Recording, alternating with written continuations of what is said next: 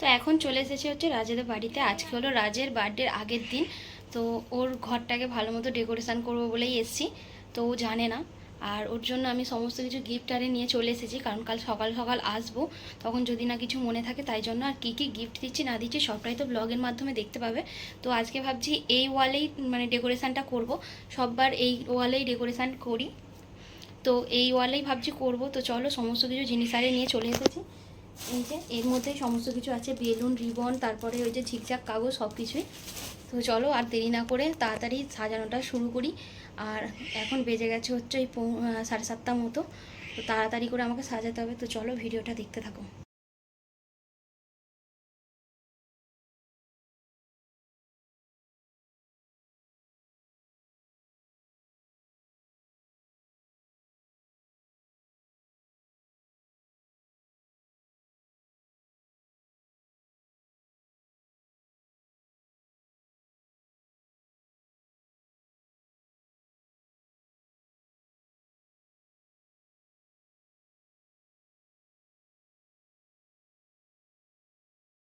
তো যে কটা বেলুন এনেছিলাম এখানে তো মোটামুটি সব কটাই ফোলানো হয়ে গেছে, কিন্তু এর মধ্যে থেকে অনেকই বেরিয়েছে হচ্ছে লিক, আবার অনেক কটা ফেটে গেছে।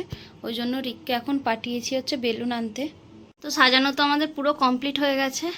আর এই সাইডটাতেই বললাম যে সাজাবো, তো এখানে হ্যাপি বার্থডে লেখাটা টাঙিয়ে দিয়েছি। আর এই যে সাজানোর ফুল লুক, তোমরা দেখে বলো কেমন লাগছে। তো সাজানো তো পুরো কমপ্লিট হয়ে গেছে, এসি চলছে তাও ঘেমে যাচ্ছি। আর তো তোমরা দেখে বলো কেমন হয়েছে। তো আজকে আর বেশি দেরি করবো না, তো চলো দেখা হচ্ছে কালকে। গুড মর্নিং এভরিওয়ান, কেমন আছো তোমরা সবাই? আশা করছি ভালো আছো, আমিও ভালো আছি। তো আজকে সকালবেলায় চলে এসেছি হচ্ছে রাজের এখানে। আর বললামই যে কালকে সকালবেলা আসবো, মানে এক্ষুনি সবেমাত্র এলাম। আর এখান থেকে যেহেতু ব্লগটা এন্ড করেছিলাম, তো এখান থেকেই শুরু করছি। তো পিছনের ব্যাকগ্রাউন্ডটা ঠিক এরকম। এখন এসি চালিয়েছি, ঘরটা একটু ঠান্ডা আছে বাইরে থেকে, কারণ সবে এলাম। আজকে প্রচুর রোদ উঠেছে, কাকিমার তো ওইদিকে অনেক কিছুই হয়ে গেছে। এবার আমি রান্নাবান্না করবো, সব তোমরা দেখতে থাকো। তো বার্থডে স্পেশাল ব্রেকফাস্টে আছে এখানে পেটাই পরোটা, এখানে ঘুগনি, আর এখানে আছে চপ।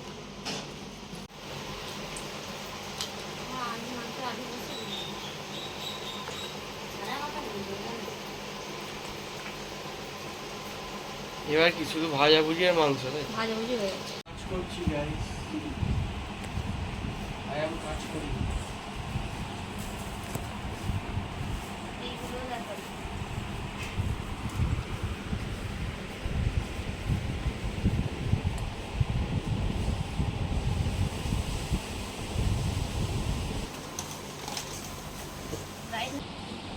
এটা হয়ে গেছে,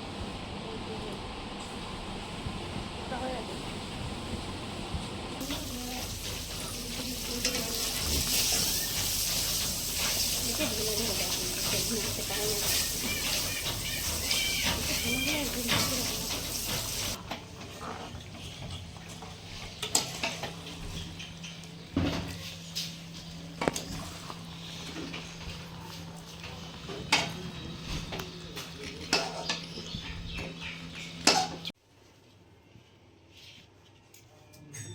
দুহাতে সেটতে হবে।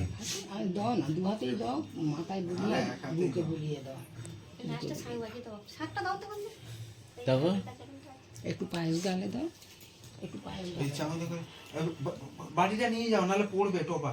ওই প্লেটটা ধরে নে। গরম গরম পায়েস, একদম গরম। একটুখানি মানে হ্যাঁ গরম আস্তে করে, হ্যাঁ পুক দিয়ে একটু একটু ফেলে দাও, ওই ওই একটু ওতে কমিয়ে দাও, এটা সামান্য একটুখানি ব্যাস। গরম না, সবে হলো লাস্টে। ব্যাস ব্যাস ঠিক আছে। জিপ করে আজ তো জিপরে ছিল পায়েস। হ্যাঁ এটা ঢালাই, ঢালাই গরম খাবার সবাই নিয়ে এসছে। দেখি একটু ঢেলে দিলে এবার কি করতে হবে? ও ঠিক আছে, একটু ছুঁয়ে দিলে। একটুখানি খাওয়ানো নেই। এবার জুম খাও না। বাবা ভুলে গেছে। একটা বয়স পেয়েছো, সেই বয়স যেন আমার নাতি পায়। তোমরা একটু আশীর্বাদ করো, আর কিচ্ছু চাই আরো না। বড় হোক। বাড়ির বয়স আর প্রণাম করলো না? প্রণাম কর দাদু। করেছে করেছে 1400 টাকা লেগে হ্যাঁ 1 বিঘে জমির টাকা। হ্যাঁ, তখনের দিনে খসমাত করতো। কথা বলছে 1400 টাকা শাঁখ বাজাবে তো, কখন বাজাবে শাঁখটা? জমি 1400 নাকি লাস্টে? তখন তার তেমনি 1400 জন কাটতে হবে।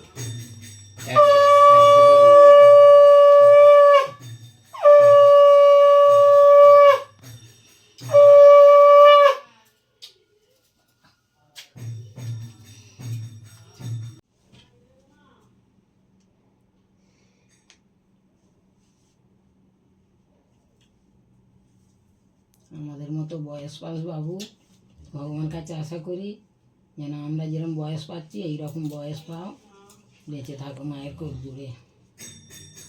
কি হচ্ছে তো? প্রথম নাতি।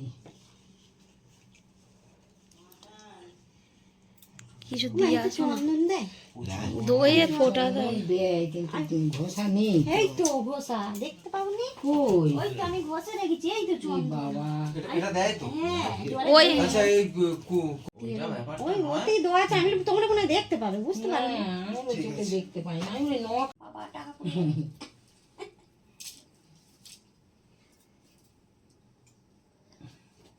বাপি আর হাতে দেয় না, ওখানেই রেখে দিয়েছে টাকাটা। টাকাটা রেখে দিয়ে তবে মান থাকবে। রাজের মাস্টার বলতো, বলে বলে আমাদের এখানে 1 নম্বর ছেলে। করবো। হ্যাঁ, আমাদের ধুয়ে দাও, আশীর্বাদ করো। একটা ইয়ে হালদারের দুলপ দিয়ে আশীর্বাদ করেছো। মীরা করেছি। প্রদীপের তাপ দাও।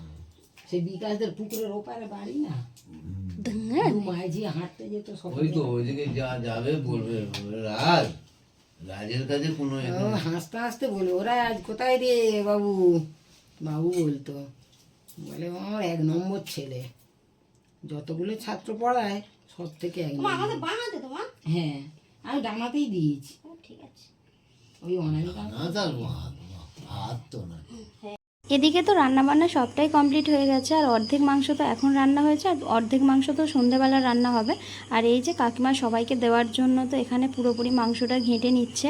আর এখানে তো আগে থেকেই রাজের জন্য সব কিছু তুলে রাখছে, কারণ ওরটাই তো আগে তুলতে হবে।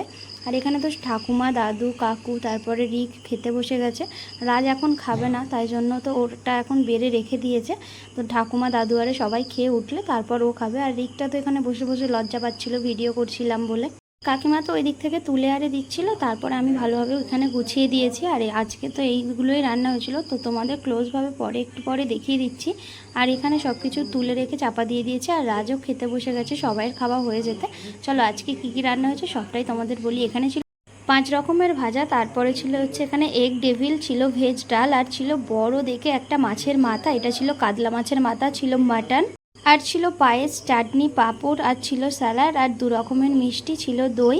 এখানে কিন্তু ওকে আমি পাঁপড়টা দিতে একেবারে ভুলে গিয়েছিলাম, লাস্টে দিয়েছিলাম। আর ও তো বললাম যে ওকে আগে ডিমের ডেভিলটা দিয়ে খেতে। আর আজকে পুরো ওকে সাজিয়ে গুছিয়ে কাঁসার থালা, বাটি, গ্লাসে করে খেতে দেওয়া হয়েছে, আর ওকে কিন্তু খুব খুশি হয়েছিল আজকে। আর আমার গিফটের মধ্যে কিন্তু এটাও ছিল যে ওকে সারপ্রাইজ দেবো এইভাবে খেতে দিয়ে। আর ওই যে ব্রেসলেটটা পরে আছে ওটাও কিন্তু আমি দিয়েছি, আর যে টি শার্টটা পরে আছে ওটাও কিন্তু ওকে আমিই দিয়েছি। ওকে বললাম যে ওই টি শার্টটা পরেই খেতে বস, আর যে প্যান্টটা পরে আছে ওটা ওকে ওর মা দিয়েছিল, মানে কাকিমা ওকে দিয়েছিল। তো রাজ তো এবার খাওয়া শুরু করছে, তো ও খেয়ে নিক। খাবারের সাথে আরও একটা ছিল হচ্ছে কোল্ড ড্রিঙ্কস, সেটা তো বলতেই ভুলে গিয়েছিলাম। আর এইভাবে খাবারটা সাজিয়ে দিয়েছি, তোমাদের কেমন লেগেছে অবশ্যই কিন্তু কমেন্টে জানাতে ভুলবে না। সবাই খাওয়া হয়ে যাওয়ার পর এখানে আমি, কাকিমা, রাজ 3 জন মিলেই খেতে বসেছিলাম। আর ওদিকে তো রাজ খাচ্ছে, আর আমি এদিকে খাচ্ছি, আর কাকিমা তো আমার পাশেই বসে খাচ্ছিল। আর এই যে ডেচকিতে দেখছো এইখানে তো কাটিয়ে রেখেছে মাটনটা, আর অর্ধেক মাটন কিন্তু প্রেসার কুকারে আছে। আর এখানে তো রাজও খেয়ে নিচ্ছে। আর রাজের কিন্তু প্রত্যেকটা রান্নাই খুব ভালো হয়েছে, মানে ও বললো যেটা আর কি ওর খুবই পছন্দ হয়েছে, আর খুবই ভালো লেগেছে ওর খেতে এই রান্নাগুলো। যেহেতু একটা বড় কাতলা মাছের মাথা ছিল, তাই জন্য বললাম যে একটু মুখের সামনে ধর একটা ফটো তুলি, তো ও এখানে পোজ দিচ্ছিল। আর এই মাছের মাথাটা কিন্তু ও 3 দিন ধরে খেয়েছে, কারণ একদিনে খাওয়া ওর একেবারে সম্ভব ছিল না। বাটিটা ধরে তো মাছের মাথার দিকে তাকিয়েই ছিল, যে কোন দিক থেকে ও খাবারটা স্টার্ট করবে সেটাই বুঝে উঠতে পারছিল না। তো ওখান থেকে ভেঙে একটুখানি খেয়েছিল, তারপরে তো ওটা রেখেই দিয়েছিল। ও আর খেতেই পারেনি, যেহেতু ওর খাওয়া দাওয়া একেবারে কম, তাই জন্য তো একেবারে অত কিছু খাবার খেতে পারেনি। আর এদিকে তো আমি মাটন নিয়ে নিয়েছি, আর এখানে তো আমি নিয়েছি হচ্ছে গোটা রসুন। এই গোটা রসুনটা আমি আর কাকু খাবো বলে দিয়েছিলাম, তো কাকুকে দিতে একেবারে ভুলে গেছে কাকিমা, তাই জন্য তো আমি নিয়েছিলাম। আর গোটা রসুনটা দিয়ে মাটনটা খেতে কিন্তু খুব সুন্দর লাগছিল, আর আজকে মাটনের টেস্টটাও অসাধারণ হয়েছিল। খাওয়া দাওয়ার পর তো একটু রেস্ট নিয়েছিলাম, আর এখন সন্ধে হয়ে গেছে, এখন হবে কেক কাটিং। এই কেকটা কিন্তু আমি অর্ডার দিয়েছিলাম, এইটা কিন্তু কাস্টমাইজ করে বানানো ছিল, আর এটার ফ্লেভারটা ছিল হচ্ছে রেড ভেলভেট। আর এই কেকটা কিন্তু খেতেও খুব সুন্দর হয়েছিল। এটাও কিন্তু রাজ জানতো না, আমার তরফ থেকে এটাও ছিল রাজের জন্য একটা সারপ্রাইজ। তো চলো আমি আরও কী কী দিয়েছি তোমাদের সাথে শেয়ার করি। এখানে ছিল হচ্ছে একটা কুরকুরে চিপস আর বিস্কিটের একটা হচ্ছে টে মতো, ওইটাও আমি ওকে দিয়েছিলাম সারপ্রাইজ হিসাবেই। আর ছিল এখানে একটা প্যাকিং করা গিফট। এই প্যাকিংয়ে কী আছে তোমাদেরকে একটু পরেই বলছি। আর এই যে ব্রেসলেটটা দেখতে পাচ্ছ, এটা কিন্তু ওকে আমি দিয়েছি। এই ব্রেসলেটটা দেওয়ার কথা আমি অনেক দিন ধরেই ভাবছিলাম, কিন্তু ও তো নিতেই চাইছিল না, কারণ ওর নাকি একদমই ভালো লাগে না এই ব্রেসলেট পরতে। বলতে পারো ওকে আমি জোর করে এই ব্রেসলেটটা দিয়েছিলাম জন্মদিনের গিফট হিসাবে, আর ও কিন্তু জন্মদিনের গিফটটা পেয়ে কিন্তু খুবই খুশি হয়েছিল। এখন তো ব্রেসলেটটা হাত থেকে খুলতেই চাইছে না। এখন দেখো ওর মুখটা কতটা আনন্দ। তো ওর বার্থডে নিয়ে কিন্তু আমি খুবই এক্সাইটেড ছিলাম, আর কী কী দেবো না দেবো সবটাই আগে থেকে প্ল্যানিং করেছিলাম। অনেক কিছুই হয়নি, সেটার জন্য একটু মন খারাপ লাগছিল। তো কাকু তো এদিকে ওকে ছুরিটা দিচ্ছে কেকটা কাটার জন্য। তারপর আমি ওর পাশে চলে গেলাম আর বললাম যে কেকটা কাটিং করার আগে আমি এখানে ওকে যে গিফটগুলো এনেছি সেইগুলোই ওকে দিয়ে দেবো। আর এই যে এই কটা গিফটই এনেছিলাম, আর এই যে ব্রেসলেটটা ওকে বললাম যে আমি তোকে নিজের হাতে পরিয়ে দেবো, তাই জন্য তোর হাতে আমি এই ব্রেসলেটটা পরিয়ে দিয়েছি। আর ওর হাতে পরেও কিন্তু খুব সুন্দর লাগছিল। আর সবাই এখানে একটা কথা বলতো, আমরা তো সবাই হাসছিলাম আর তারপরে তো এখানে ওকে বললাম যে ভালোভাবে দেখিয়ে দিতে, তো ও দেখিয়ে দিচ্ছিলো। আর তারপর ওকে যখন বাক্সটা দিলাম, ও ভাবলো ওর মধ্যে হয়তো কিছু আছে, তো বললো এই বাক্সটা কিসের। আমি বললাম যে ওই ব্রেসলেটে রেখে দে, তাই জন্য তো রেখে দিয়েছে। আর এই গিফটটা কিন্তু ওর সাথে গিয়েই আমি কিনেছিলাম, আমি বিশাল মার্কেট থেকে। তো ও সবই জানতো এই খাবারটা, কিন্তু ওকে দেবো ও সেইটা জানতো না। আর তারপরে এই গিফটটা দেওয়ার পালা, যেটা প্যাকিং করা আছে। আগের বছরে ও আমার বার্থডেতে অনেক কিছু সারপ্রাইজ দিয়েছিল, যেগুলো আমি জানতাম না। সব কিছুই ও করেছে আমার পছন্দ মতো, তাই জন্য তো আমি ভেবেছিলাম এই বছরের জন্মদিনটা ওর কাছে আমি খুবই স্পেশাল করে রাখবো। ও কিন্তু খুবই এক্সাইটেড ছিল যে এর মধ্যে কী আছে ও সেটা দেখবে। আর অনেক কষ্ট করার পর তো প্যাকিংটা খুলতে পারলো। আর এই বোতলটা দেখে তো ও খুবই খুশি হয়েছিল। এইটা কিন্তু ও দেখেছিল হচ্ছে আমাদের এখানেই একটা মার্কেটে, তো ওখানে আমি নিতে দিইনি। তোকে বললাম যে এই বোতল নিতে হবে না, তারপর তো আমি ফ্লিপকার্ট থেকে নিয়েছিলাম। আর ওকে আমি তখন নিতে দিইনি, তার কারণ হচ্ছে ওকে আমি বার্থডেতে সারপ্রাইজ দেবো ওই জন্য। আর তোমরা দেখে বললো এই বোতলটা কেমন এসছে। যখন আমি অর্ডার দিয়েছিলাম তখন কিন্তু একেবারে ভয়ে ভয়ে ছিলাম যে বোতলটা কেমন আসবে না আসবে, কিন্তু আমার পুরো মনের মতো বোতলটা এসেছিলো। আর আমারও খুব পছন্দ হয়েছে, আর রাজেরও কিন্তু খুবই পছন্দ হয়েছিল। আর ভেতরটা পুরোটাই স্টিলের ছিল। হাতালে দাও সবাই। Happy birthday to you, happy birthday to you, happy birthday dear Raj, happy birthday to you.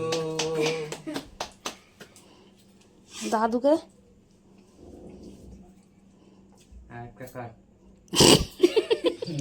ওর গালে বড় দে। পড়ে গেছে বাবা, এটা নিতে হবে। এপারে সরে আসো।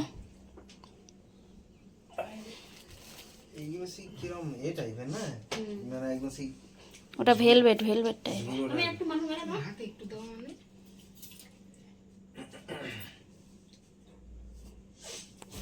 উল্টো দিকে তো। আচ্ছা, স্পঞ্জ নেই তো এটা নরম সফট টাইপের না? ওপরেরটা যেন বড্ড ঝুরো ঝুরো টাইপের।